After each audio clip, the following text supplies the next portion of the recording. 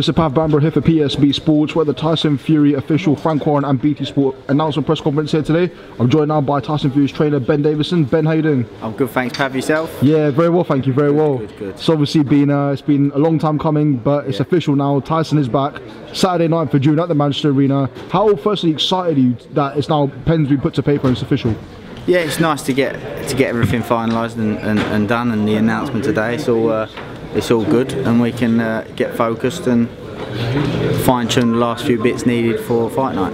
And obviously, Tyson mentioned it there in the press conference how your relationship came about. But can you explain from your side how you guys met and obviously how things all came about from then? Yeah, obviously I've worked with Billy Joe for a long time, and we went over to Spain, and at the time it was very well known. You know, Tyson wasn't in the best of places, and Billy Joe, as a good friend to Tyson, thought, you know, we wanted to bring him over to Spain for a training camp and give him a bit of routine and structure, which is very important. Tyson come over and straight away I could see the love for the sport that he had. Everybody knows the business side of things in boxing can be very ugly, but I could see day by day his love for the sport growing and growing and growing, and it was a turning point for him. I mean, from your personal point of view, being so, you know, close with him, Ben, I'd say, is that what sort of personal journey would you say he's been on from when you first met him to now? He said it there and then, you know, he's been as high as any man can go and he's been as low as any man can go.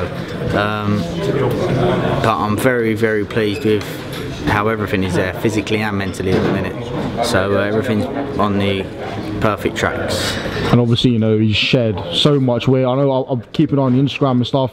He's been, you know, training hard, doing the rower, the 375-pound bench press. So how impressed are you with his physique at the moment? And you know, he mentioned he's got a stone to go. So what sort of other things are you still going to work on? And to be honest, I've kept that stone on him on purpose, you know, because I don't want him peaking too soon. That's been an important thing. We've been training for a long time, and you can burn a fighter out. So I've kept that on him as a purpose, and listen, I've changed a few things with him. We've employed Greg Marriott, his nutritionist. He's got Christian Blacklock, his strength and conditioning coach, and as a team we've got the perfect plan. Everything's going exactly as I couldn't imagine it to go any better. Obviously, you know, he's going to be out 9th of June. Frank said he wants him out a good 3 or 4 times this year, so literally he's going to be extremely busy coming, and he's going to have obviously 4 fights by the end of 2018. So would you say that's going to put him in good stead for a world title push next year? 100%. I mean, look, ability wise, Tyson could get in there with anybody in the world right now without an extra 8 weeks to the fight.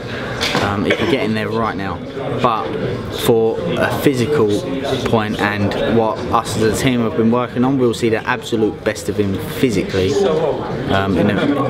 after those 3 to 4 fights. I know obviously it was mentioned in the press conference, you know, how have you guys as a team sort of looked on the heavyweight division as it's been unveiling? Obviously you had Joshua Parker, you've had Wilder Ortiz. How have you guys looked at it from the outside in?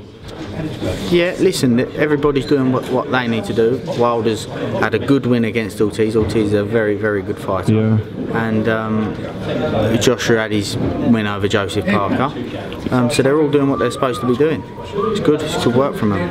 Is it Ben? I mean, from your being his trainer, and obviously you're the one who has to like devise game plans to fight stuff. Do you ever like sit back and watch these fights happen and think, you know what, we know how to beat this guy, and we know how to beat that guy? Yeah, do you ever think that? Of course, that's my job. You know, I know that I can see both of their strengths and weaknesses, but also both of them are developing fighters. They're not happy with where they are. They're both looking to improve. I can see the work that they're doing, and we're seeing different elements to their game. They're always adding to their arsenal. So, you know, you have to keep a keen eye on them.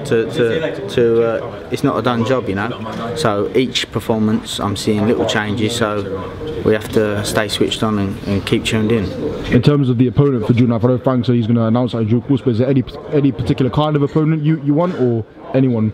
Look, the important thing is to get Tyson under the lights. Like I say, I'm sure nobody wants to see him rush into anything silly, and that's something that we've spoke about. Obviously, Tyson wants to get in there straight away. You've seen what people that he's called out, etc., etc. He wants to box, you know, and that's the hard thing holding him back. But he's got his trust in his team, and that's the most important thing. It's a drawn-out plan. Absolutely. Well, Ben Davison, thank you very much for your time for PSB Sports today. As always, wish you all the best on this journey with Tyson, and obviously I'm sure we'll catch up with you in Manchester. Thanks very much, mate. Cheers. Thank you.